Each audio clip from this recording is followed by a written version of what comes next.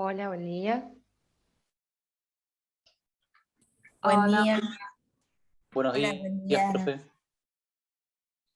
¿cómo andan? ¿Cómo vienen llevando la materia?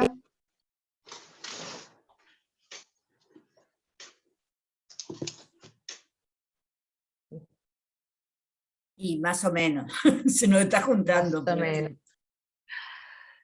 Pasa, es larga. Eh, bien.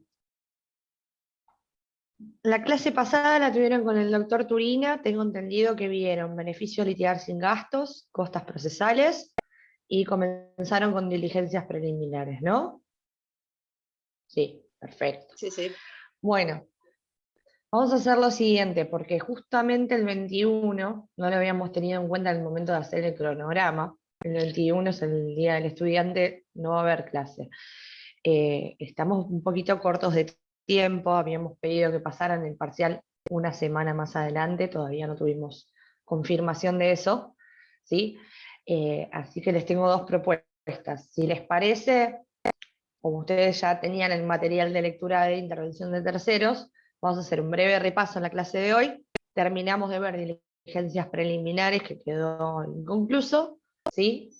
Eso en la clase de hoy. Y bueno, para la clase próxima, que sería recién en 23, ¿sí? Ahí tendríamos que arrancar ya bolilla 5. Lo que es honorarios, vamos a ver si podemos dar unos lineamientos hoy, como para que ya tengan, yo les subí material de lectura, de honorarios y de cuestiones prejuiciales, ¿sí? Mi idea es que arranquemos la clase próxima con la bolilla 7, ¿sí? Y el 28, que sería nuestra última clase, el 28 ya directamente hacer un repaso, ¿sí? Terminar con la bolilla 7 si quedó algo pendiente, hacer un repaso y que cualquier duda que ustedes tengan acerca de, sería honorarios y cuestiones prejudiciales, que son las que van a tener que leer ustedes, me las consultan en el 28 y cerramos la temática, ¿les parece? ¿Sí? Cualquier duda, consulta, manden mail, chicos. Bueno, vamos a arrancar entonces rapidito con lo que es intervención de terceros. Yo ya les había subido el presi, que traté de desarrollárselo lo más posible como para que tengan casi toda la información ahí. ¿Tuvieron alguna dificultad para abrirlo, para verlo? Porque a veces el presi, como es con conexión, no hay problema. Bien. Bueno, les voy a pedir mientras yo arranco con el tema que vayan poniendo en el chat nombre, apellido y DNI, así tomo directamente la lista de ahí y no perdemos tiempo tomando la oral. Bien, como habíamos visto la primera clase que tuvimos, cuando hicimos la introducción a la bolilla 3, ¿sí? Generalmente los procesos los conforman las partes, y por lo general esas partes van a ser las únicas que van a estar comprendidas en el proceso. Pero se van a poder suscitar diversas situaciones que hagan que tengan que intervenir terceros, ya sea porque lo hacen voluntariamente o porque las partes originarias del proceso son quienes los citan a comparecer e intervenir como terceros, ¿sí? En el caso de que exista esta intervención de terceros, el fundamento de la misma siempre va a ser el principio de economía procesal, ¿sí? Tratar de no dilatar demasiado cuestiones que se pueden suscitar y solucionar en un mismo proceso y con las mismas calidades de parte y el tercero interviniente.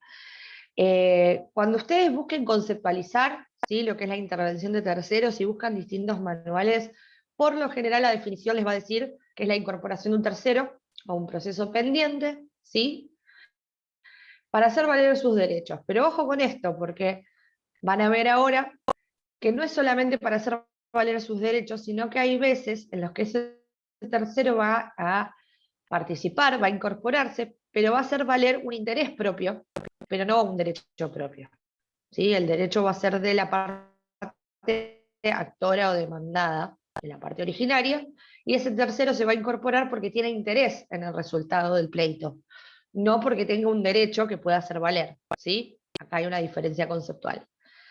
Del lado de quién se va a poner el tercero cuando hablamos de intervención voluntaria, ¿sí? Se va a poner del lado de la parte que quiera, que tenga interés él, ¿sí? De que gane el pleito. Siempre y cuando sea voluntario. Van a ver después que en el 94 nos da la pauta de una intervención que ya no es voluntaria, sino que es coactiva, ¿sí? Dentro de lo que es intervención voluntaria, tenemos 3 clases, que en realidad serían 2, porque la primera que les voy a decir no está contemplada en el código. Hay un solo autor dentro de la doctrina que considera que se aplica, que se podría aplicar, pero al no estar en el código, la mayoría de la doctrina y la jurisprudencia no hace lugar a este tipo de tercero, y estoy hablando del tercero excluyente o principal, ¿sí? Es una figura en realidad del derecho alemán, en la cual este tercero, en vez de tener una pretensión similar, o el derecho similar a alguna de las partes, tiene otra pretensión totalmente distinta que quiere hacer valer en ese mismo proceso.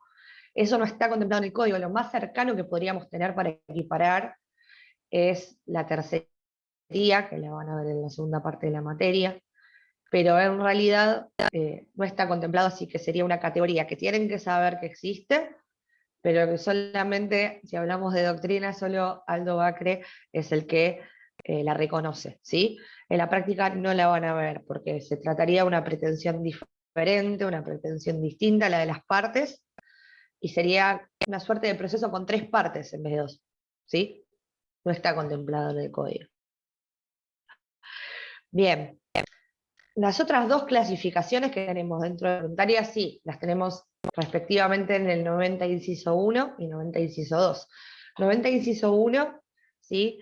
Nos da la categoría de tercero coadyuvante o adhesivo simple, ¿sí? Intervención adhesiva simple.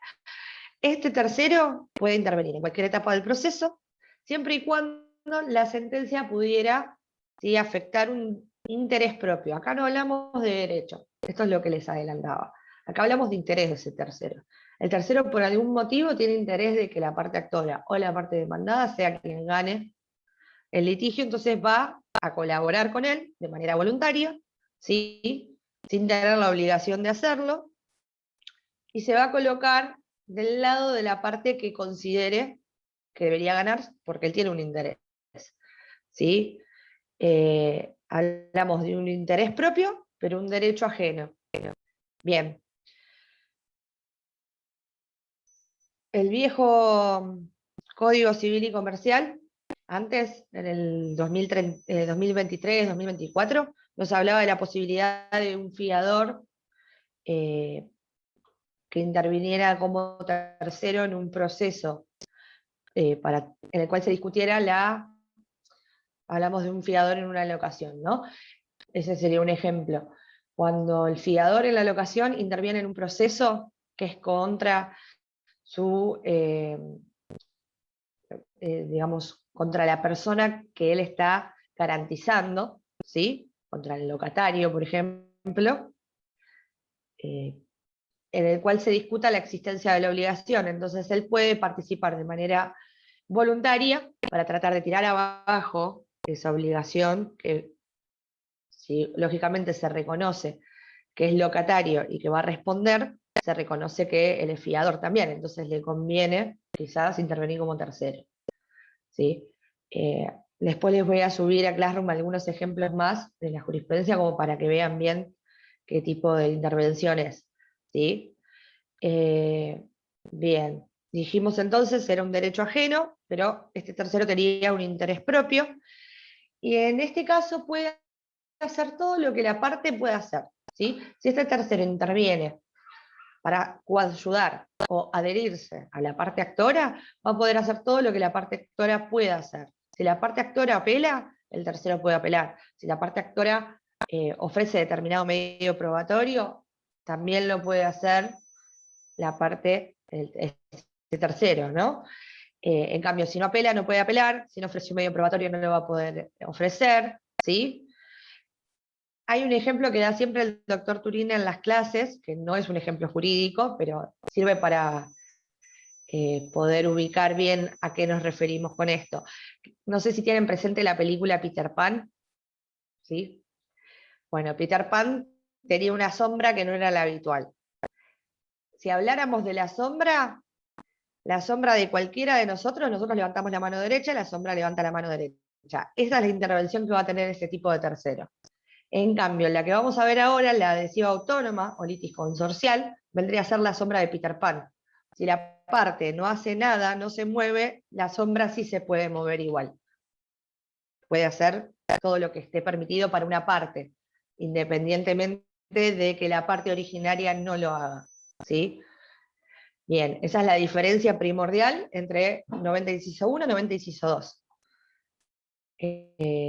La limitación que tiene en cuanto a los movimientos que puede hacer en el expediente.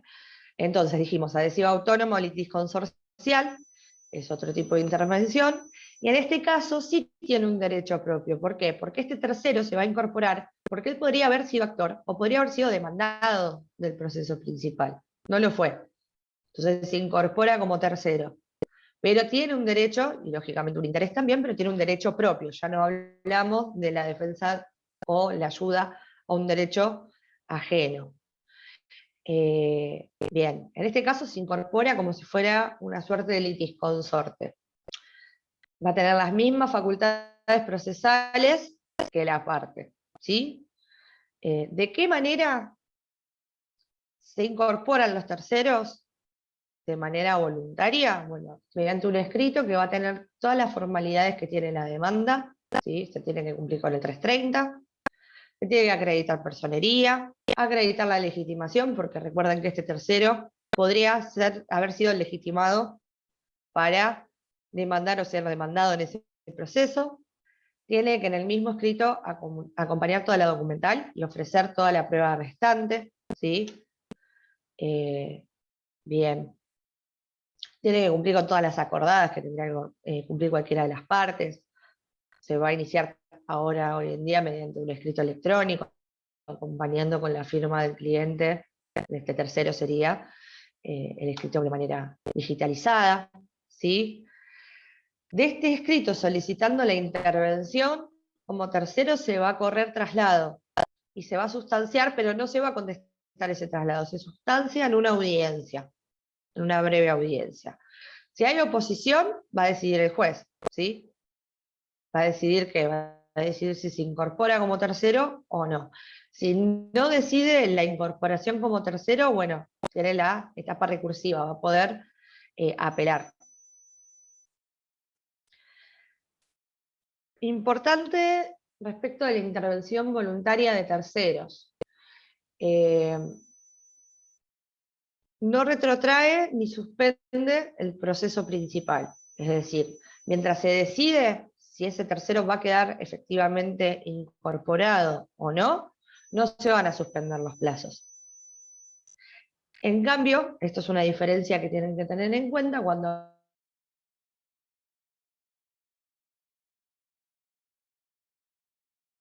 hablamos, tanto ahora vamos a ver cómo opera la citación, digo, pero ahí sí hay una cierta suspensión de plazos de manera breve. Ahí me avisó la computadora que estoy Profe, con baja señal, no sé si se escuchó. claro, se le No sé. cortó y no le escuchamos esa última parte. Me pareció porque me saltó el cartelito de internet. Bueno, les comentaba que cuando es voluntaria la intervención del tercero, ya sea cualquiera de los tipos o clases que vimos recién, no se van a suspender ni retrotraer los plazos del proceso. El tercero va a incorporarse en el estado en que se encuentra el expediente, ¿sí? En cambio, cuando hablamos de la del 94, que es la coactiva, la obligatoria, lo va a citar alguna de las partes del proceso original. ¿Y cuál va a ser la oportunidad procesal para hacerlo? Bueno, el actor va a poder citar este tercero con la demanda, y el demandado con al momento de oponer excepciones o contestar la demanda. Acá ya no tiene un interés común, sino que la controversia es común, porque lo están citando, porque tiene que ver con la controversia, pero no es que tiene un derecho en común con las partes, ¿sí?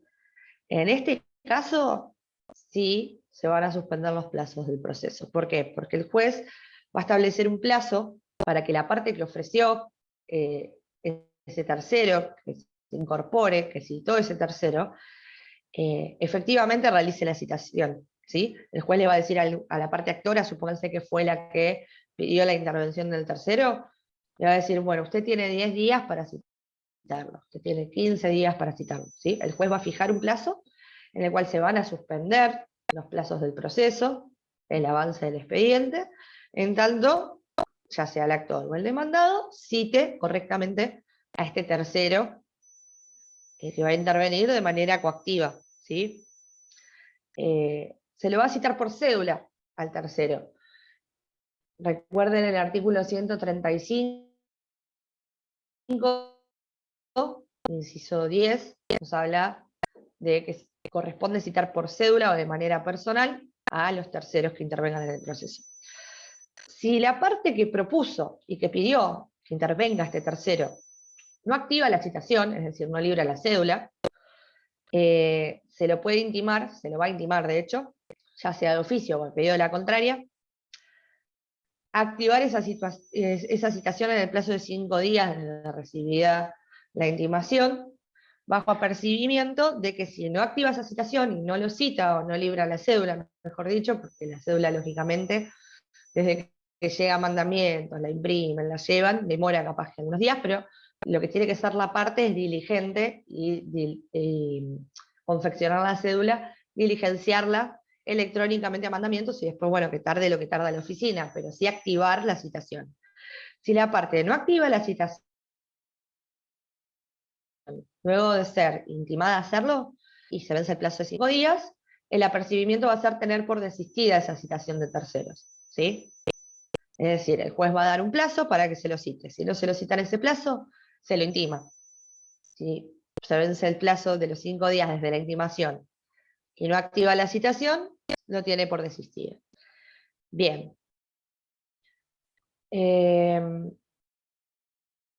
¿Hasta acá vamos bien? ¿Hay alguna duda? Vamos bien. Bueno.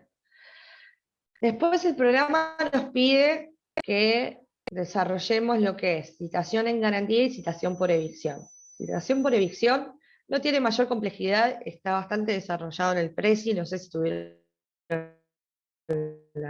si ya lo han leído todos, ahí veo varios que sí. Bien, se va a citar por evicción cuando un adquirente que adquirió cierto bien a título oneroso, ¿sí? Se vea privado, ya sea de manera parcial o de manera total, o su derecho de posesión, de propiedad o de goce de la cosa se vea turbado. ¿Sí? ¿Qué es lo que se busca mediante la evicción? Asegurar la existencia y la legitimidad que tiene ese derecho adquirido, ¿sí? A título oneroso. Bien. 105 y siguientes. Forma de la citación es muy similar a la citación de cualquier otro tercero, ¿sí? Se le libra cédula también.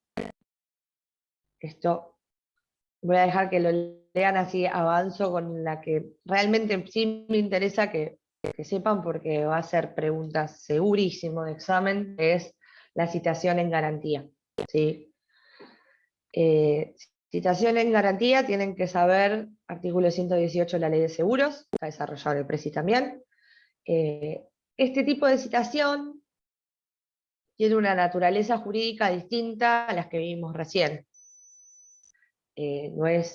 No calificaría ni como voluntaria ni como obligada, y va a tener unos límites que pone específicamente la Ley de Seguros que no los tiene cualquier otra intervención de tercero. En el seguro de responsabilidad civil, ¿sí? Ejemplo más sencillo va a ser el que se le pone a los vehículos, el seguro contra terceros, o el seguro contra incendio de alguna vivienda. ¿Sí? Cualquier contrato que se rija por la ley de seguros va a ser aplicable esta intervención. Y acá tienen que tener en cuenta que hablamos de una acción directa, no autónoma. ¿Sí? Esa sería la naturaleza jurídica de este tipo de citación. Algunos autores la llaman citación o intervención sui generis. El término correcto sería intervención autónoma, directa no autónoma. ¿Sí? ¿Por qué no autónoma? Porque el asegurado tiene que sí o sí ser demandado en el mismo proceso. Yo no puedo, ejemplo muy simple para que lo tengan en cuenta, accidente de tránsito, choca Dolores, ¿sí? Y yo soy la aseguradora de Dolores. Perdón, soy la aseguradora de Lucía, que es el embistente. Ahí se cortó, ¿se escucha bien? Me cortó a mí, me parece. Bien, Sí, profe, volvemos se al le cortó ejemplo. cuando empezó Se a explicar el cortó, ejemplo. me pareció. Bien, decía que Lucía y Dolores tienen un accidente de tránsito, ¿sí? Las dos están aseguradas, pero la embistente fue Lucía. Lucía es la embistente, Dolores es la embestida y yo soy la aseguradora de Lucía, ¿sí?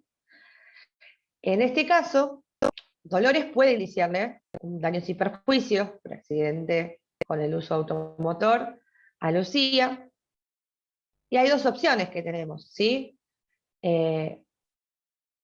O Lucía puede, digamos, Dolores pueden demandar solamente a Lucía, y Lucía me puede citar a mí como aseguradora, y yo me tengo que presentar. O lo normal y lo cotidiano es que la persona que va a demandar, el actor, diga, bueno, yo no sé en realidad si Lucía, Dolores dice, yo no sé si Lucía tiene plata, no tiene plata, si tiene bienes, no tiene bienes, si va a poder responder con sus obligaciones emanadas de este cuasi delito, o en realidad es insolvente y no tengo de dónde cobrar. Entonces, sabiendo que tiene una aseguradora, yo voy contra los dos. ¿Sí? Eso sería la acción directa, no autónoma. Puede demandar directamente a la aseguradora, pero no de manera autónoma. Lo que se refiere a que si ella sabe que Lucía es insolvente, no importa que ella sea insolvente, va a tener que demandarla a Lucía para poder demandar a la aseguradora. No puede demandar únicamente a la aseguradora sin demandar al asegurado, ¿sí? A esto nos referimos con directo, pero no autónomo. Bien. Otra cosa a tener en cuenta, citación en garantía, es que la aseguradora va a responder, sí, pero va a responder hasta el monto de la prima. Cada seguro ustedes, ya si han contratado alguno, si tienen vehículos, o quizás si contrataron uno de incendio, uno contra robo, van a ver que la póliza que les da la aseguradora va a establecer cuánto es el monto máximo que cubre, ¿sí? A ese monto máximo es una prima. Lo que exceda esa prima la va a tener que pagar el asegurado, ¿sí? También para tener en cuenta.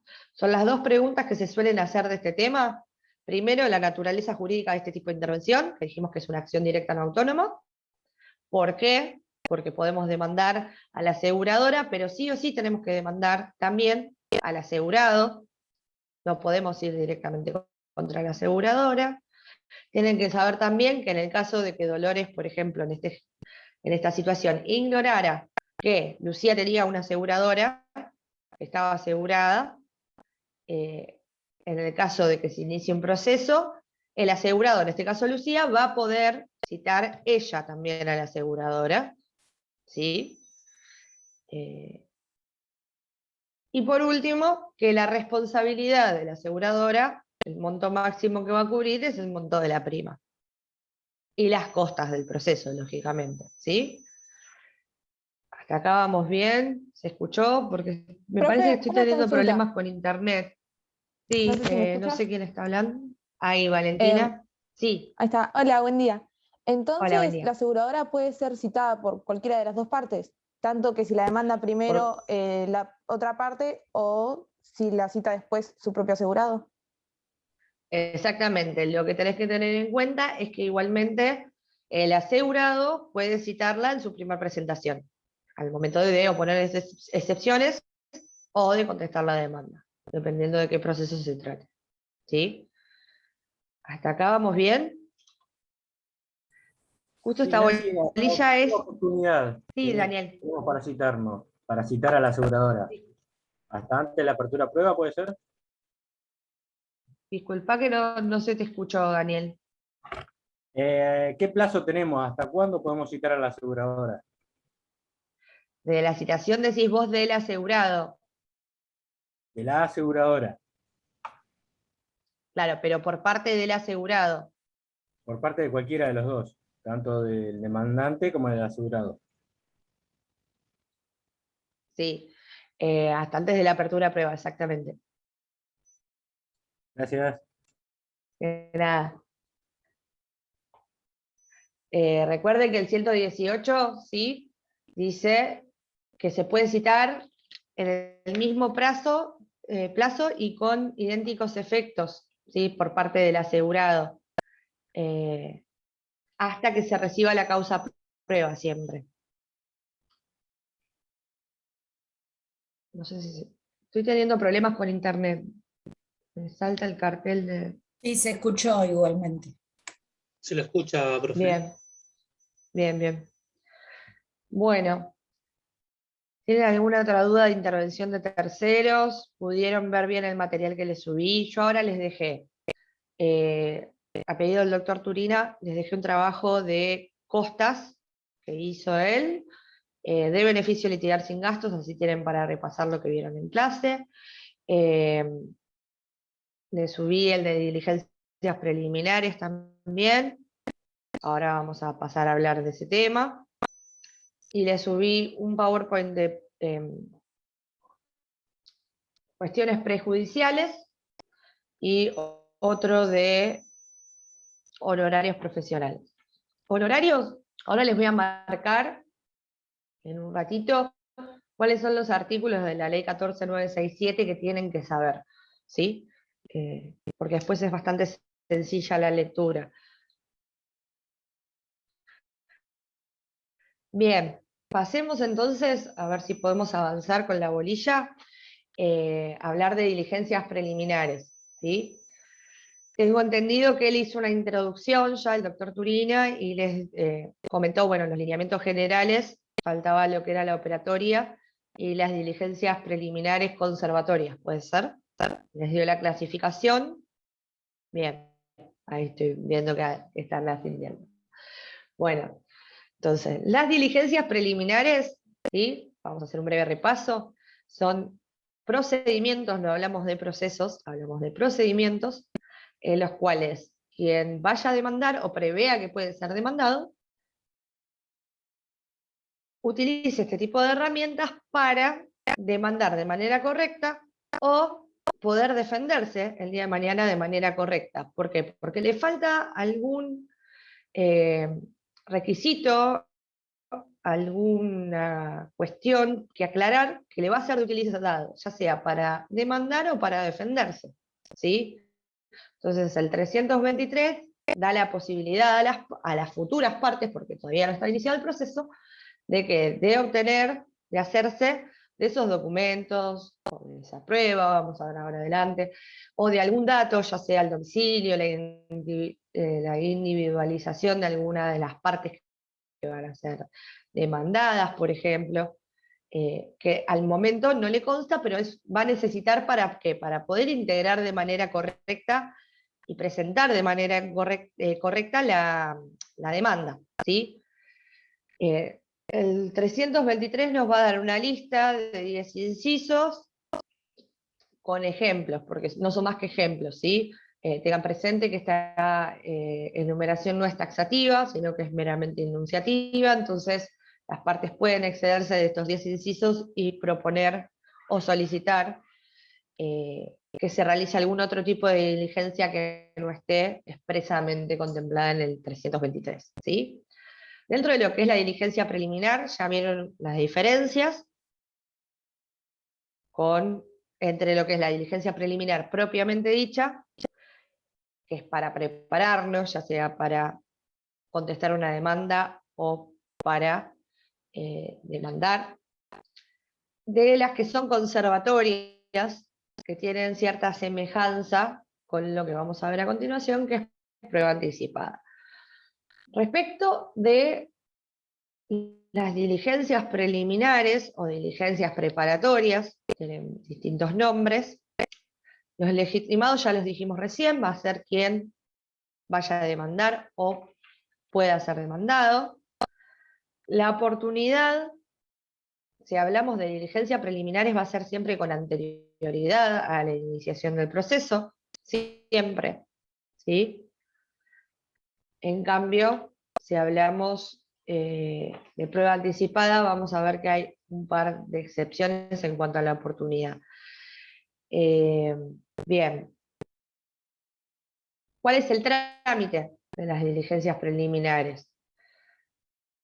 Y el código nos da la pauta distinguiendo distintos tipos de diligencias, ¿no? Si hablamos de la declaración jurada del inciso primero, que era que alguna de las partes haga una declaración jurada respecto de su persona, etcétera, el trámite de esta declaración jurada va a ser mediante la citación por cédula, es decir, la parte que inicie este procedimiento, esta diligencia preliminar, va a tener que hacerlo mediante un escrito que tiene que tener todos los requisitos del 330, es similar a una demanda.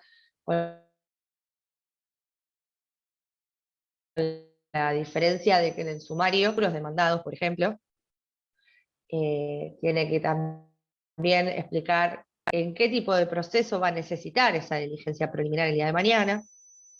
Y una vez presentada el pedido de diligencia preliminar, que también tiene que tener anticipo previsional del letrado, ¿sí? el IUF previsional, se va a ordenar, en el primer despacho de esta diligencia preliminar, el juez va a ordenar que se corra traslado, ¿sí? Hablando de esto, ¿no? De la declaración, si se trata de una declaración jurada, que se corra traslado, pero no para que conteste ese traslado, sino para citarlo. Se va a ordenar la citación, ¿sí? De quien deba realizar esa declaración jurada, que va a ser por cédula, y con entrega del interrogatorio, de qué es lo que tiene que hacer, sobre qué tiene que hacer una declaración jurada.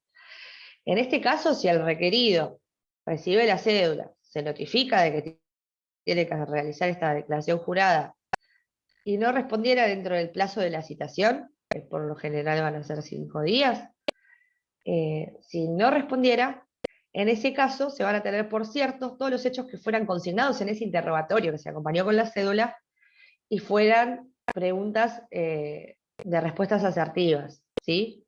Consignadas en respuestas asertivas. ¿A qué nos referimos con esto? A que se va a equiparar, y acá tenemos una división doctrinaria también, se va a equiparar el efecto de tener por no contestada esta citación y esta declaración jurada a la confesión ficta, ¿sí? Hay parte de la doctrina que nos va a decir, vamos a ver la clase que viene confesión, pero sepan que existe lo que es la confesión ficta, que es aquella confesión que por quizás no presentarse, les voy a dar un solo ejemplo ahora si no los mareo con el tema de la clase que viene, por no presentarse quien deba absolver posiciones, si la contraparte ofreció y acompañó un pliego de posiciones, se le va a tener por confeso respecto de los hechos que van a estar planteados de manera asertiva en ese pliego, ¿sí? Respecto a la declaración jurada, hay parte de la doctrina que dice lo mismo, se van a tener por reconocidos esos hechos, por ciertos esos hechos, no por reconocidos.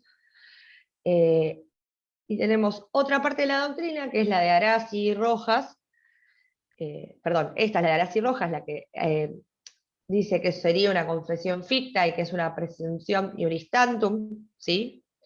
Y tenemos por otro lado la postura de Bacré, que dice que en realidad la declaración jurada en una diligencia preparatoria o preliminar no es un medio de prueba, ¿sí? Y tampoco importa una absolución de procesiones, sino que se lo va a tener como un indicio, y a su vez se le va a aplicar la multa de la cual nos habla el artículo, que va de 2 a 80 euros, ¿sí? Esta es la postura de Aldo Bacré, Después tenemos la de Arás y Rojas que dice, en realidad se asemeja al 415 y vendría a ser una suerte de absolución de posiciones, que admitiría prueba en contrario el día de mañana, ¿sí? Esto respecto de la declaración jurada. Si fuera algún otro supuesto, como la exhibición de documentos, también se va a notificar por cédula al futuro demandado, supongan, quien va a tener que acompañar o exhibir esos documentos, y si no estuvieran en su poder y conociese, tendrá que indicar en poder de quién se encuentran esos documentos. Bien, competencia. ¿Quién va a ser el juez competente? El juez que vaya a entender el día de mañana el principal, ¿sí? Si nosotros, por ejemplo, vamos a iniciar una sucesión, pero pensamos que la tía fulanita tiene un testamento guardado de la abuela, ¿qué vamos a hacer? Vamos a pedir una diligencia preliminar, por ejemplo, para que la tía se vea intimada a presentar el testamento si lo tuviera, ¿no?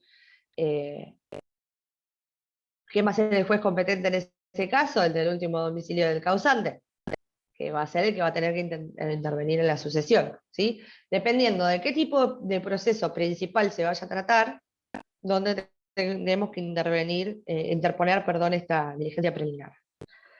Entonces, tenemos que individualizar al peticionario, ya sea el futuro actor o el que prevé que pueda ser el futuro demandado.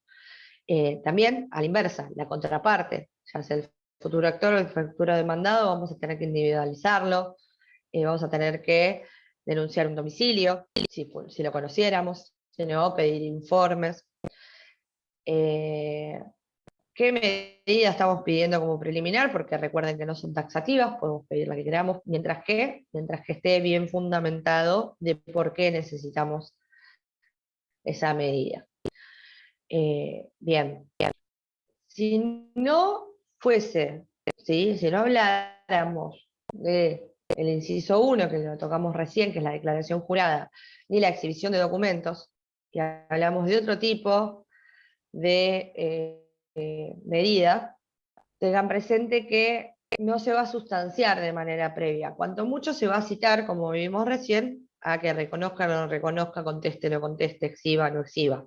Pero no se le corre traslado en el sentido de que tenga que contestar como si fuera una demanda. ¿Entiende esto? No se sustancia para que conteste. Bien. Bien. Si se deniega el pedido o la solicitud de medida preparatoria o diligencia preliminar, esa denegación es apelable.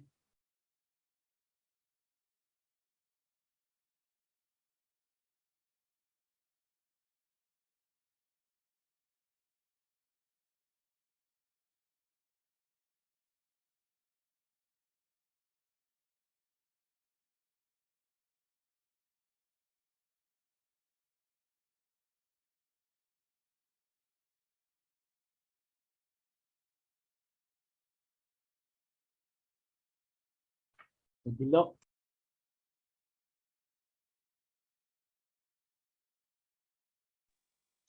Se le cortó, ¿no? Sí, se le Se cortó. cortó. Me quedé hablando sola, pensé que estaba y se me cerró todo el Zoom. Disculpen. Bien. Bueno, vamos a retomar más o menos de dónde estábamos. Habíamos hablado del trámite y les estaba comentando recién, antes de que se cortara, que en el caso de que el juez deniegue la solicitud de una medida preparatoria o de una diligencia preliminar, en ese caso, en el caso de denegación, va a ser apelable, ¿sí? Bien. Prueba anticipada como contracara, ¿sí? Algunos autores van a ver que la definen como una diligencia preliminar conservatoria. Hay otros autores, en cambio, que marcan claramente la diferencia. Creo que las diferencias las vieron con el doctor Turina, con las medidas cautelares, las diferencias con la prueba anticipada, ¿cierto? ¿No les habló de las diferencias? No, profe. Bien. Si hablamos de diligencia preliminar, ¿no? Bueno, vamos a marcar brevemente las diferencias entonces. Diferencias entre diligencias preliminares y prueba anticipada, ¿sí? La prueba anticipada no tiene por objeto preparar la demanda o preparar las herramientas para la defensa de una futura demanda en nuestra contra, ¿sí? Sino que en cuanto al objeto hay una diferencia sustancial. La prueba anticipada lo que va a querer es que se produzca alguna prueba que después va a ser de dificultosa producción ¿cuándo? Al momento procesal oportuno. Es decir, si nosotros esperamos a que se abra la prueba para tomarle la declaración testimonial a un testigo, supónganse, de edad muy avanzada, o que tiene una enfermedad complicada, o que está por ausentarse del país y se va a vivir a otro país, después cuando se abra prueba, posiblemente yo después no pueda tomarle la declaración, porque si está en el exterior, ya denlo por perdido, si tiene alguna tragedia o fallece por ser de edad avanzada o estar enfermo, tampoco le vamos a poder tomar la declaración.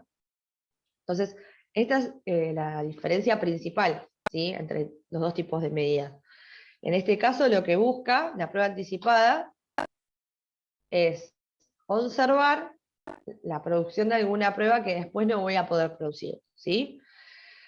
Y acá tenemos que diferenciar también varias cosas. ¿Cuál es la oportunidad de la prueba anticipada? ¿Sí? Tenemos por un lado la prueba anticipada que se inicia con anterioridad a la interposición de la demanda o la contestación de la demanda, y por otro lado la prueba anticipada que se produce, ¿sí?, antes de la apertura a prueba, pero de un proceso ya iniciado. Ahora vamos a ver las diferencias. ¿Cuáles son las pruebas que se permiten que se anticipen, que se pidan de manera anticipada? Bueno, tenemos la testimonial siempre y cuando sea una persona de edad avanzada, o que esté gravemente enferma, o que esté próxima a ausentarse del país. En cualquiera de estos tres casos únicamente se puede adelantar la testimonial. Después tenemos reconocimiento judicial, ¿sí? Prueba pericial también se puede pedir como prueba anticipada, lo que es la prueba informativa también. Y tenemos, acá tienen que tener presente que la única que no voy a poder pedir de manera anticipada, ¿anticipada cuándo? Anticipada de antes de interponer la demanda y antes de la contestación de la demanda, va a ser la absolución de posiciones, ¿sí? ¿Por qué? Porque ¿quiénes van a ser los absolventes? Las partes. Y no tenemos partes ¿hasta cuándo? Hasta que se integra la litis. ¿Cómo, Daniel? Que no había partes hasta la interposición de la demanda.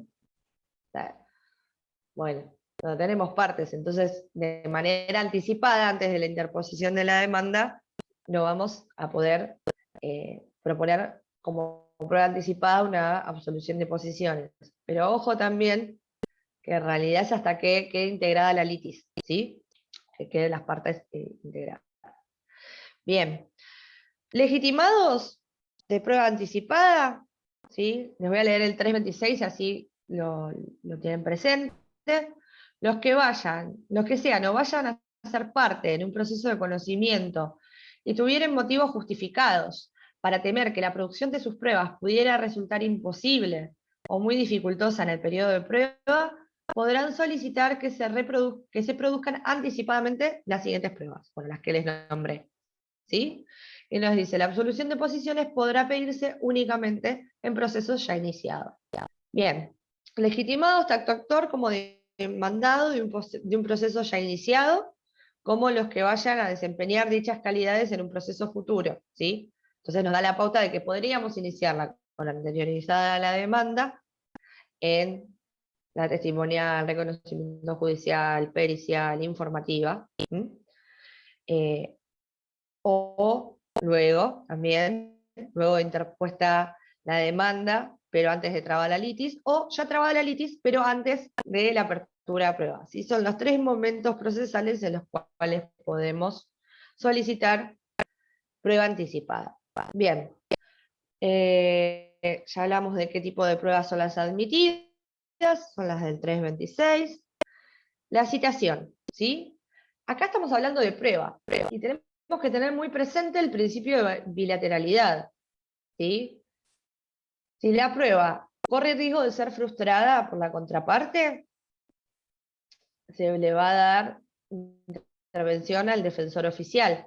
¿Pero para qué? Para que ejerza el contralor de la prueba. Yo voy a estar produciendo pruebas ya, no es una contestación, ni una declaración jurada o algo que sea una presunción o un indicio, sino que voy a estar constituyendo pruebas. Entonces es importante el control o el contralor de la contraparte, que también puede ofrecer puntos de pericia. Sí, hay motivos de urgencia, ¿sí? Y no podemos esperar a la citación de la contraria, va a intervenir el defensor oficial. Tengan presente esto. El 327 nos dice, si hubiera que practicarse la prueba, se citará la contraria, salvo cuando resultare imposible por razón de urgencia, en cuyo caso intervendrá el defensor oficial. El diligenciamiento se hará en la forma establecida para cada clase de prueba, salvo en el caso de la pericial, que estará a cargo de un perito único nombrado de oficio. ¿Sí? Bien. Nuevamente, la norma no prevé sustanciación previa. No se le va a dar traslado a la contraparte para que conteste, ¿sí? Pero sí se la va a citar a la contraparte para que controle la producción de la prueba, que se va a llevar a cabo con o sin el futuro demandado, por ejemplo. Incluso si no se lo localiza, si no puede ir, o si hay motivos de urgencia, o si corre riesgo de ser frustrada la prueba, se va a dar intervención al defensor oficial para su contralor. En el caso de que la contraparte, ¿sí?, reciba la citación en la cual se le informa que se va a producir determinado medio probatorio, y él quiera, va a poder contestar, pero no contestar en el sentido de decir, quiero que no se produzca la prueba. La prueba se va a producir. El juez va a evaluar si se produce o no. Si el juez dice que sí, se lo cita, pero para el contralor. Y para que, por ejemplo, en una prueba pericial pueda ofrecer nuevos puntos de pericia. Pero de ninguna manera va a frenar la producción de esta prueba. ¿Se entiende? Bien. Una vez trabada la litis, ¿sí?, solo se va a poder ofrecer prueba anticipada por motivos de urgencia. ¿Sí? Prueba que si no se produce en ese momento, es decir, si espero 2 meses más, 3 meses más a la apertura de prueba, seguro lo pierdo.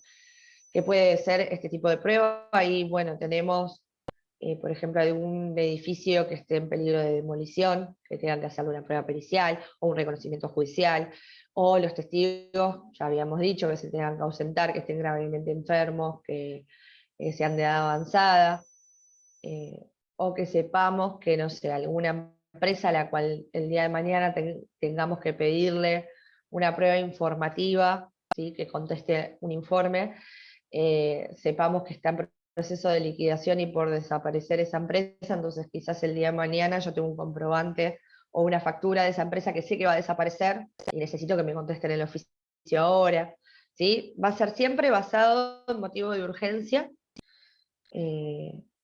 salvo que lógicamente sea con anterioridad al inicio de la demanda, ¿no? Una vez ya interpuesta la demanda y ofrecida la prueba, se va a poder adelantar la producción de esa prueba, siempre y cuando exista urgencia, sepan eso. Bien, hasta acá vamos bien, se entiende más o menos el trámite de la prueba anticipada. Como prueba anticipada, otro de los ejemplos más típicos que podemos ver es el secuestro de las historias clínicas. Si nosotros tenemos que iniciar, por ejemplo, un daños y perjuicios por mala praxis profesional de un médico, ¿sí?, lógicamente nosotros no vamos a tener las herramientas para probar quizás con términos médicos o precisos que el médico no actuó de manera correcta. En ese caso se invierte la carga probatoria mediante la carga dinámica, ¿sí?, va a probar el que esté en mejor condición de hacerlo, lo cual implica que el médico va a tener que probar que él sí actuó correctamente, en vez de nosotros probar que no actuó correctamente. ¿Se entiende? Eso es carga probatoria dinámica. Asimismo, para nosotros poder demandar por mala praxis médica, vamos a necesitar sí o sí, ¿qué cosa? La historia clínica. ¿Sí? Y nosotros, si esperamos o lo incentivamos, ¿sí?, a que el día de mañana, con la contestación de demanda, acompañen la historia clínica, ¿qué puede pasarnos? Se puede perder, puede desaparecer, se puede borrar el disco duro donde estaban las constancias digitales de la clínica y desapareció la historia clínica, son cosas que suceden. Entonces se puede y se suele pedir de manera anticipada, antes al inicio de la demanda, ¿sí?, como prueba anticipada el secuestro de historia clínica, en la cual el oficial de justicia va hasta la clínica o hasta el consultorio médico y procede con el secuestro. ¿Sí? ¿Por qué? Porque el día de mañana ya de esa manera tenemos asegurada esa prueba, que si nosotros intimamos a la contraparte a que la acompañe, quizás desaparece. ¿Se entiende? Es un ejemplo típico y muy cotidiano de prueba anticipada, el secuestro de historia clínica. Bien, venimos bien. Voy a pasar a honorarios. Les traje una listita con los artículos que es importante que sepan y los lineamientos generales de lo que es la ley de honorarios profesionales, que fue modificada en 2017. ¿Sí? Antes teníamos el decreto ley y ahora ya tenemos una ley provincial, ¿sí?, que es la 14.967. Yo le subí ahora un artículo del profesor Félix Ferrán, que está desarrollado punto por punto, pero bueno, les voy a hacer un comentario general, como para que cuando lean este artículo, ¿sí?, no tengan ninguna dificultad para hacerlo. Bien, dijimos entonces que hasta 2017, que se sancionó esta ley, ¿sí?, teníamos un decreto ley que era del año 77, que era el decreto ley 8904, ¿sí? Este decreto ley regulaba todo lo que es honorarios profesionales. Van a ver que ahora les voy a marcar algunas diferencias importantes respecto del decreto ley. Bien. ¿Qué tenemos que tener en cuenta de esta ley? Que es una de las cosas principales que vino a modificar. Le otorga los honorarios profesionales de los abogados y de los procuradores carácter alimentario a los honorarios. ¿Sí? Antes no eran de carácter alimentario, ahora sí, lo que implica que en muchos casos no se puedan embargar los honorarios profesionales. Solo van a poder ser embargados hasta un 20%, y siempre y cuando estos honorarios excedan el salario mínimo vital y móvil, ¿sí? Es decir, si los honorarios que nos regulan en un proceso no exceden el mínimo vital y móvil, son inembargables, ¿sí? Es algo que antes no estaba. Bien. De hecho, la no sujeción, por ejemplo, la fijación por parte de un juzgado, de un tribunal, de honorarios que no se ajusten a los montos mínimos que nos da esta ley, ¿sí?, al ser de carácter alimentario, ya podemos comprobar de manera más sencilla que nos generaría un gravamen irreparable, ¿sí? Bien. Asimismo, esta ley es de orden público. Entonces, cualquier convenio que nosotros hagamos de honorarios que no se sujete a las pautas de esta ley, o que no respete los montos mínimos, ¿sí?, directamente va a tener sanción de nulidad. ¿Por qué lo digo? Porque antes quizás uno hacía un pacto de honorarios por menos de lo que era el valor legal. Hoy en día, fíjense que vamos a ver, ahora se los comparto en pantalla, pero la ley de honorarios tiene cuantificado directamente honorarios de actuación extrajudicial, tiene cuantificados honorarios de actuaciones en el fuero de familia, en el fuero penal, ¿sí?, en el fuero administrativo. Después tiene las escalas, dependiendo qué tipo de proceso se trate, y teniendo en cuenta la base regulatoria, que va a ser el monto quizás de un bien el día de mañana, o de un contrato, ¿sí? Pero lo que voy con esto es que tenemos pisos mínimos, por ejemplo, ¿no? Actuación en mediación, ¿sí? Participar en una mediación no puede ser menos a 7 IUs. 7 IUs arancelarios, ¿sí? Siempre recuerden esto. Nosotros tenemos el IUs o el anticipo previsional, que es aquel que va a la caja, ¿sí? A la caja de abogados, y va a formar parte integrante de la caja anual obligatoria de cada letrado. Y por otro lado tenemos el IUS arancelario, que es este que vamos a ver ahora, que es un porcentaje, es el 1,5% de lo que gana un juez de primera instancia, ¿sí? Teniendo en cuenta el bloqueo de título y otros beneficios. Pero bueno, lo importante es que la Suprema Corte va a fijar el valor de este IUS arancelario y va a ser el que se va a utilizar para cuantificar en toda la ley de honorarios. Antes, con el decreto ley, los honorarios se fijaban en pesos, lo que hacía que si el cliente o la contraparte, en el caso de que la contraparte fuera la vencida en costas, no nos abonaran los honorarios, ¿sí? Nosotros al momento de ejecutarlos íbamos a tener que aplicar un interés bancario que iba a ser siempre menor y siempre iba a ser devorado por la inflación, ¿sí? En cambio, ante la falta de pago, ahora que está cuantificado en IUS arancelarios, a medida que el cliente o la contraparte o quien deba honorarios nos vaya pagando, nosotros vamos liquidando al precio del día. Tendría que ser como, no sé, cambiar dólares, ¿sí? Tenemos que ver cuánto vale el IUS primero, y en función de eso nos van a ir realizando los pagos y vamos a ir facturando, ¿sí? Que lo mismo si se tiene que ejecutar honorarios el día de mañana, el IUS es algo que siempre está en suba, constantemente. Ustedes, si se fijan en la página de la Corte, van a ver que este año subió 4 veces el IUS, ¿sí? Va subiendo constantemente.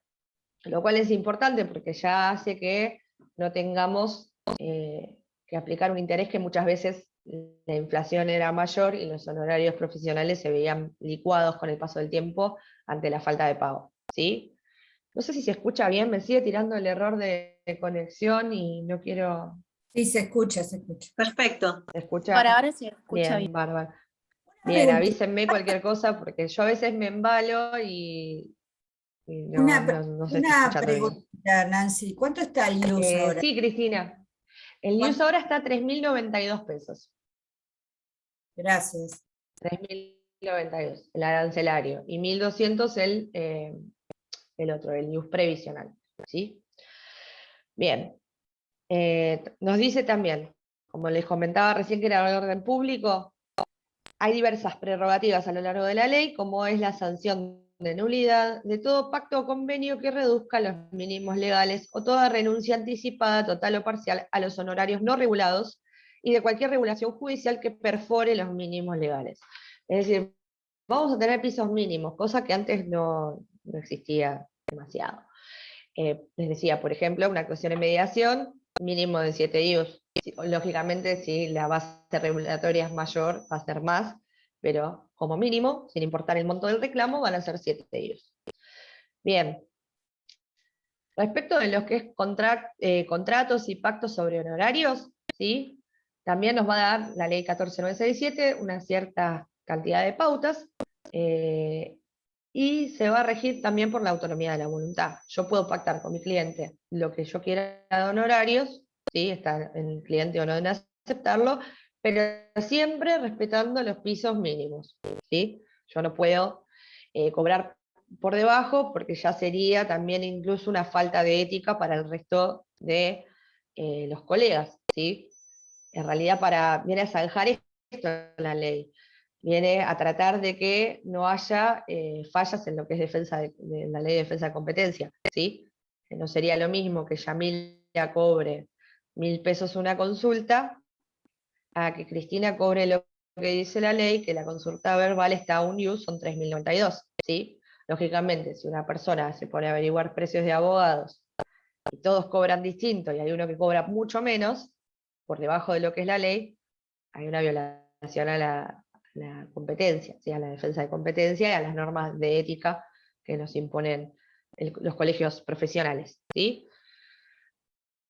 Bien, otra cosa que tienen que tener en cuenta, que los honorarios se van devengando, ¿sí? ¿A qué me refiero?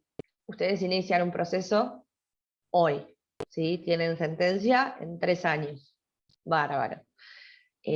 Los honorarios se van devengando por cada tarea cumplida en el expediente, ¿sí? Por la demanda se va devengando, por la contestación se va devengando, por la apertura a prueba, por la producción de la prueba, ¿sí? En el caso de que existiera oposición de excepciones.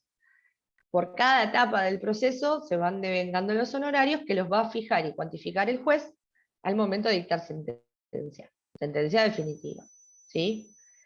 En el caso de que haya una renuncia, sustitución de patrocinio, o que el letrado deje de intervenir en el proceso, lo que puede pedir es una liquidación provisoria, ¿sí? De lo que fueron sus honorarios devengados hasta esa fecha. Bien.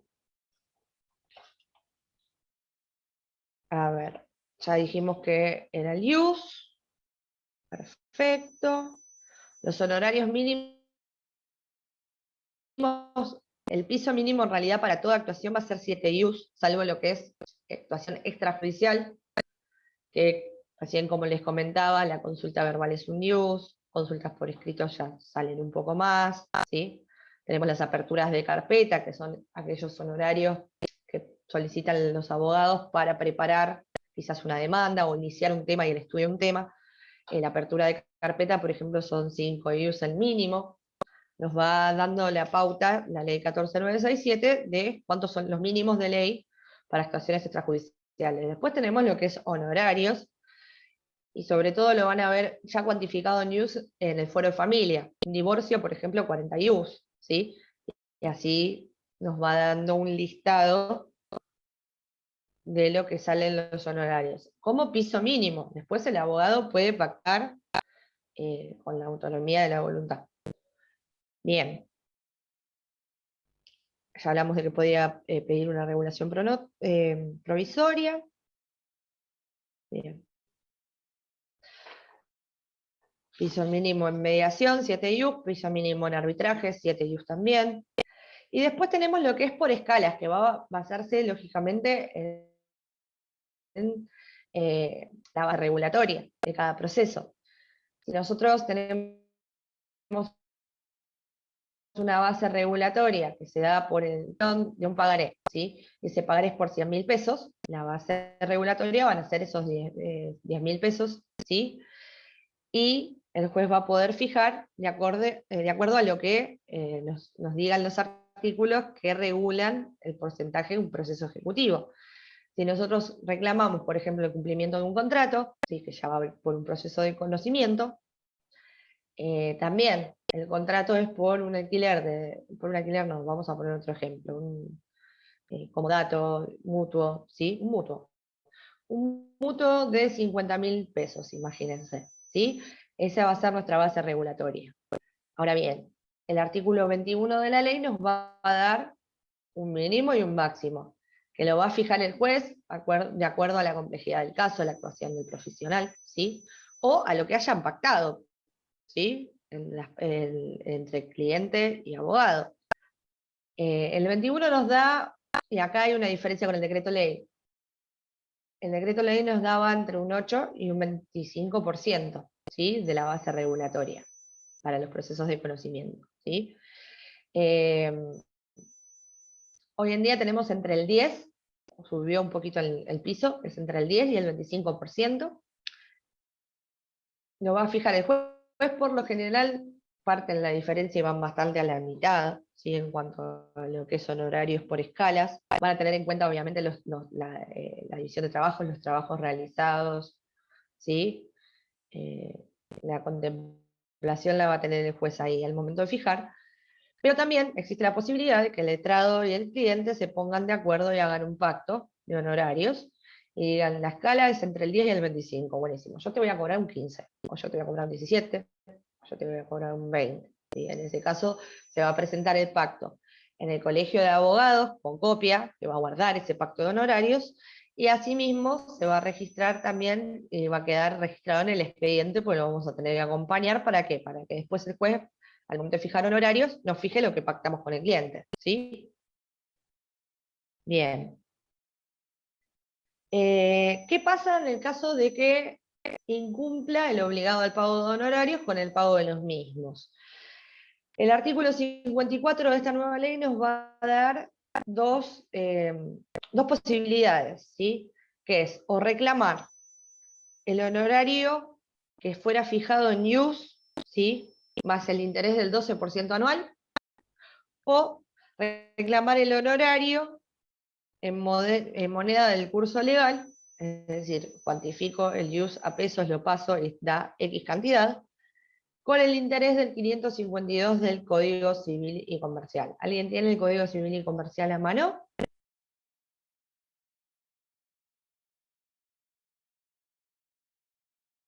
Si lo tienen, lean el 552.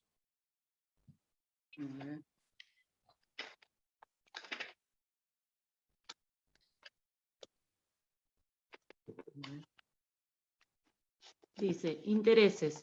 Las sumas debidas por alimentos por el incumplimiento en el plazo previsto devengan una tasa de interés equivalente a la más alta que cobran los bancos a sus clientes, según las reglamentaciones del Banco Central, a la que se adiciona la que el juez fije según las circunstancias del caso.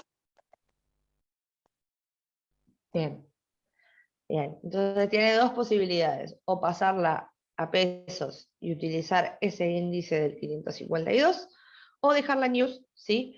Y adicionarle un 12% de interés anual al momento de reclamar e iniciar la ejecución de honorarios, ¿sí? Bueno. Yo les dejo el trabajo como para que profundicen en lo que es la ley de honorarios, pero les voy a compartir primero pantalla para mostrarles lo que les decía de los honorarios mínimos.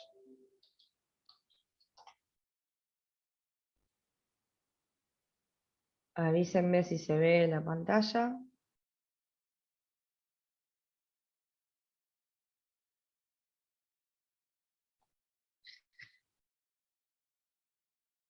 Ahí ¿se ve? Sí. Ahora ¿Sí? sí. Bien, ahora sí. Bien. Me está fallando internet. Les pido disculpas. Bien. Contacto, esto es lo que les decía, contratos y pactos, ¿sí? Los abogados y procuradores pueden acordar por contrato con sus clientes el monto de honorarios por todas o algunas de las etapas o instancias en los juicios sin sujeción más que a esta ley, ¿sí? Tiene que ser en doble ejemplar, se puede celebrar antes o después de iniciado el juicio, ¿sí? Bien, tiene que estar registrado en el registro de instrumentos privados del colegio departamental. Y sin perjuicio de los honorarios acordados con los clientes, los que se declaren a cargo de la contraria van a corresponder exclusivamente a los profesionales, ¿sí? Es decir, yo puedo pactar con mi cliente y hacer un pacto de honorarios, que me lo va a tener que pagar mi cliente, ¿sí? Y asimismo, también puedo, lo que me regulen en el proceso en costas, cobrárselo a la contraparte si es el vencido, ¿sí? Asimismo, bueno, y acá tengan presente esto que les voy a seleccionar ahora. En los procesos judiciales y administrativos, sean previsionales, laborales o de índole alimentario, se podrá convenir honorarios hasta un 20% del monto que perciba el beneficiario. Acá no nos está dando un piso, nos está dando un tope, ¿sí? Si se trata de un laboral, por ejemplo, en el momento de hacer la carta poder, que en la carta poder normalmente nosotros también ponemos el pacto de quotalitis, ¿sí? Tienen que saber que el máximo que podemos pactar con el cliente, a cargo del cliente, va a ser el 20%, ¿sí? Bien. Tengan presente esto también, es importante. Pacto de quotalitis, porque nosotros hasta ahora veníamos hablando de pacto de honorarios, ¿sí? Que son los pactos que yo realizo con el cliente, de cuánto me va a abonar el cliente, vendría a ser, ¿sí? En cambio, pacto de quotalitis, ¿sí? Es un pacto en el cual el letrado va a asumir la calidad de socio, casi, se equipararía como un socio del cliente, ¿sí? Dice, los convenios de honorarios, a excepción de los referidos procesos administrativos, previsionales, laborales o alimentarios, no podrán exceder de 1/3 parte del monto que perciba el beneficiario del trabajo profesional por todas sus instancias, cualquiera sea el resultado de la litis y el número de acuerdos celebrados. Es decir, no vamos a poder percibir de honorarios más del 33% de lo que recibiera el cliente, ¿sí? En cambio, si se hace un pacto de cuota litis, ese monto se puede estirar hasta un 50%, siempre y cuando el abogado se haga cargo de las costas causídicas, ¿sí? Es decir, todos los gastos que se vayan devengando en el proceso los va a tener que abonar el abogado, en el caso de que llegue a este límite del 50%. ¿Sí? Bien. Y esto es lo que les comentaba. Honorarios mínimos en actuaciones judiciales no susceptibles de apreciación pecuniaria. ¿Sí? Tenemos en el divorcio 40 IUs. Son algo de 100... Ya les saco la cuenta como para que den cuenta. Cuánto 124.000. sale un divorcio, que es lo que suele preguntar cualquier pariente en cualquier reunión. 124.000, sí. Cualquier pariente, cualquier reunión familiar les va a decir cuánto me sale divorciarme, algún vecino, alguien. Esto en IUS va cambiando mes a mes casi. Bien, unidad de matrimonio 80, procesos por violencia 20. Estos son más que nada de familia, fíjense. Estamos hablando de que no son de apreciación pecuniaria. Después tenemos más abajo trámites ante el registro público competente, por ejemplo una inscripción, ¿sí? De partida 15 IUs, la rúbrica de libros de comercio 6 IUs por libro. Bien, actuación de justicia penal, también tenemos acá cuantificado en IUs cuánto sale, por ejemplo un habeas corpus 35 IUs. Bien. Y tenemos honorarios mínimos por la actuación extrajudicial, que esto es lo que les comenté al principio. Consultas verbales, 1 IUs. Consultas por escrito, 2 IUs. Si tenemos que realizar un estudio o información de actuaciones judiciales o administrativas, 3 IUs. ¿Sí? Redacción de contratos de locación, entre el 1 y el 5% del valor del contrato, siempre con el piso mínimo de 6 IUs. ¿Sí? Testamentos, el mínimo de 10 IUs, y si no, si excede el 1%. Bien. Acá tenemos aperturas de carpeta, redacción de denuncias penales, honorario mínimo en mediación, en arbitraje, ¿sí? Y bueno, les recomiendo leer la parte de principios generales, que es lo que les comentaba al principio, ahora tiene carácter alimentario, ¿sí? Pueden ser cedidos los honorarios, lean el artículo 10. Y tenemos ya en el capítulo 4 lo que les comentaba de las escalas en función de la base regulatoria, ¿sí? Profe, disculpe, ¿le puedo hacer una pregunta respecto al Sí, artículo 4? Francisco. No entiendo bien en qué ¿Al caso... 4? Sí, en el artículo 4 de la ley dice Sí. que podrá comprender hasta el 50% del resultado del juicio Sí. en el caso que menciona, pero no entiendo bien a qué se refiere con la excepción esa. No comprendo bien en qué caso sería, en el pacto de cuota litis. La excepción. Mira, Claro, te voy a que poner no un sea el ejemplo. 33%. Claro, te voy a poner un ejemplo como para que vean o tengan más en claro quizás en la situación en la práctica. Suponete, Francisco, que vos tenés un accidente de coche, ¿sí? Y quedás, Dios no quiera, paralítico, ¿no? O alguna condición grave que tengas que reclamar por muchísimo dinero. Vos podrías decirme, no tengo plata para la casa, tengo que pedir un beneficio de litigar sin gastos, el día de mañana no sé si puedo pagar honorarios, y ya son montos, por lo general, suceden estas cosas con montos exorbitantes, ¿no? Que se reclaman, no es tan habitual tampoco. pero suponete que vos tenés que reclamar 10 millones de pesos, ¿sí? Si la tasa no la puedo pagar, pido un beneficio, pero igual no voy a poder cubrir con los gastos. No tengo nada de plata, ni para pagar el anticipo de gastos para el perito, ni nada que se vaya que tener que pagar en el largo del juicio, ¿sí? Yo puedo ahí, en ese caso, convertirme en socia tuya, vendría a ser, y decirte, bueno, yo te voy a cobrar el 50% de lo que vos ganes el día de mañana, pero vos despreocupate que no tenés que poner un peso para nada. No vas a tener que pagar tasa y sobretasa, por más que tengas, digamos, no te dan el beneficio de litigar sin gastos, bueno, no importa. No vas a tener que pagar ni tasa ni sobretasa, te la pago yo. Lo que es el anticipo para gasto del perito lo voy a pagar yo. Cualquier informe que haya que pagar, ¿sí? Para diligenciar cualquier oficio, lo pago yo. Si te tenés que ir a una audiencia, yo te pago el remis, yo te pago los gastos, yo te pago las cartas de documento, ¿entendés?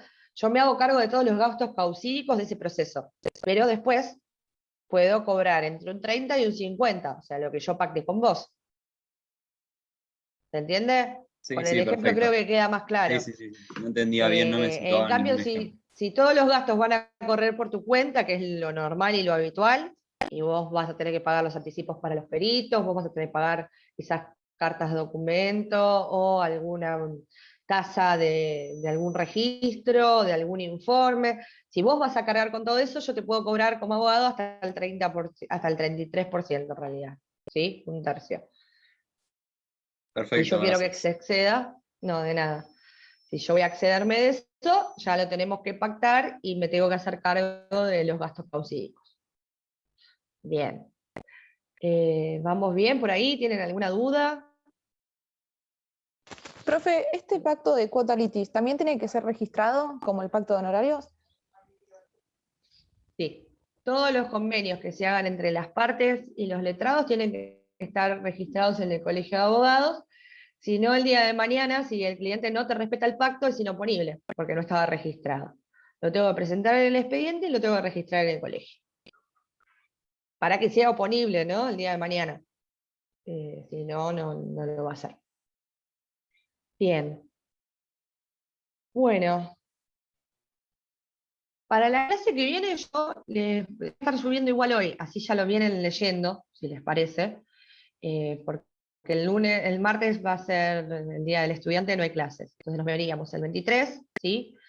Y vamos a intentar arrancar y posiblemente llegar casi a terminar la bolilla 7, para que el 28 ya tratemos de cerrar con moño, porque por lo general a mí me gusta dejarles una semana sin clases antes del parcial, como para que puedan estudiar en su casa. Pero bueno, no tuvimos justo el problema de la lluvia el otro día, que se me cortó la luz, les pido disculpas, pero no había forma de conectarme el día del temporal. Y también recibí emails de algunos de ustedes que también tenían problemas de conexión. Y bueno, el día de la primavera, que no lo teníamos por cronograma, pero se los vamos a respetar. Así que bueno, yo les voy a subir ahora ya el material de la bolilla 7. Así cualquier duda me van preguntando en la clase que viene. ¿Les parece? Bien, de los temas que vimos hoy, algo que no haya quedado claro, yo lo que les pido es que a medida que pasen las clases y antes del parcial, cualquier duda, por más que piensen que es ridícula, pues muchas veces uno estudiando dice, ay, ¿qué es esto? Y